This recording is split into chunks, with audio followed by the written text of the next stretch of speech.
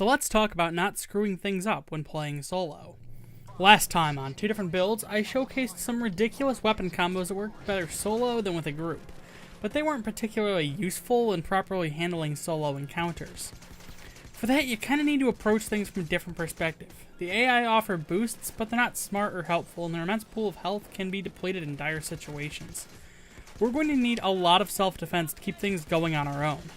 Our bot skills are just like last time. We've got Quick, Piercing, and Sharp-Eyed for the abilities, and Healer, Accelerator, and Stockpiler for our boosts.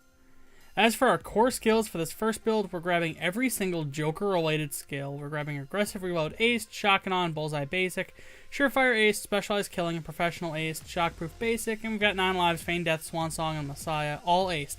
2 different Revenant builds, Joker off. My primary for this build is the Gallant, back from the war. Bigger and better suppressor, custom foregrip, LED combo, and the mag pouch stock, and this bad boy is ready to go. I could add a sight to get to 88 stability, but this iron sight though, my secondary is the Arbiter. It's the Arbiter. The China Puff works too though, or practically anything that takes out shields. My melee is the Electric Brass Knuckles for grabbing jokers, and I'm packing Incendiary Grenades, a regular dock bag since I'm not having to share, the Light Ballistic Vest, and Anarchist. I am absolutely not hitting the best armor I can, but it's a lot more than nothing for sure. Originally, I was using Gambler for the health regen, and it was only partly working, mostly because long-range weapons don't pair well with having to grab ammo packs all the time. So yeah, Anarchist. This build is almost entirely about rapid headshots. Grab your jokers as soon as possible, tie down a third guy, and work on scoring quick, rapid headshots. You have a lot of armor and plenty of health regen if you do it right. And if you do go down, you can either auto-revive or self-revive, and between your Gallant Rifle and the Arbiter and whatever grenades you bring, you should be able to kill things dead very quickly and very easily. It's very much a jack-of-all-trades type of build. We've got plenty of health, plenty of armor, and plenty of health regen, and we use all 3 of those to kind of keep ourselves alive. This second build, though, this one's the bread and butter. This takes the cake. It's a food joke I forgot to write, but before we give the lack of effort in the script thus far too much thought, let's go look at my skills. I'm starting this build off right, with Shotgun, Impact, CQB, and Close by Aced, along with Overkill Basic. Shotguns are the name of the game in this build. We want them as best as we can get them. In tank, we are grabbing Ace Diehard, Basic Shotgun On, Bullseye, and Basic Iron Man to max out our armor situation. I also have Flash Resistance because, wait, have I never used this skill in any of these videos? We're grabbing the Aced Concealment skills and Shockproof, along with Aced Specialized Killing because it's silencer skills, man. I could grab Aced Optical Illusions for the sake of making my guns more concealable, but we aren't going to need that. Lastly, in Fugitive, we've got ourselves 9 lives, up you go, and Feign Death. Having the random chance to pop back up from death is better than always having to wait for Chains or Jimmy to figure out what the heck's going on and drag themselves over to my corpse and jam a needle into the floor next to me in the middle of a gunfight.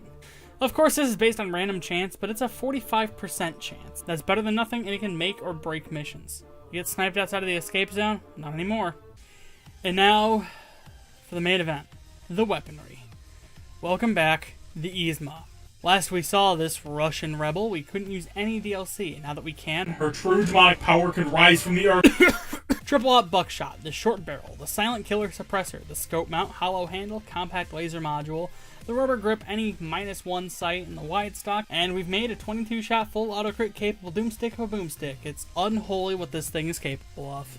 Our secondary is the Judge. You know the Judge. You load it with Buckshot, you slap a Silent Killer and a laser on it, and call it a day.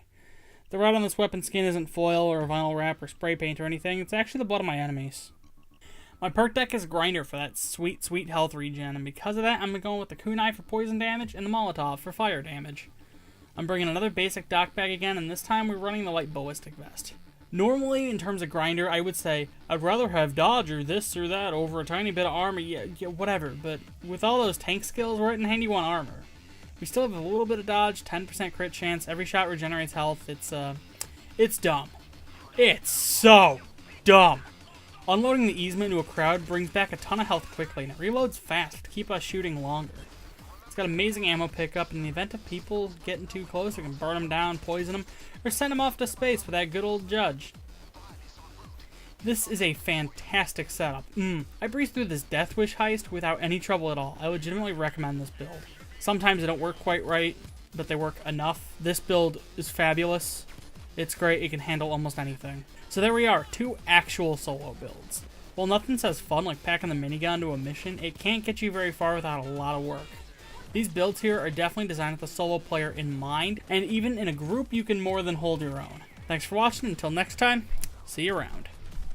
If you like this video and you'd like to see more, I'd recommend subscribing. Patreon and social media links are in the description.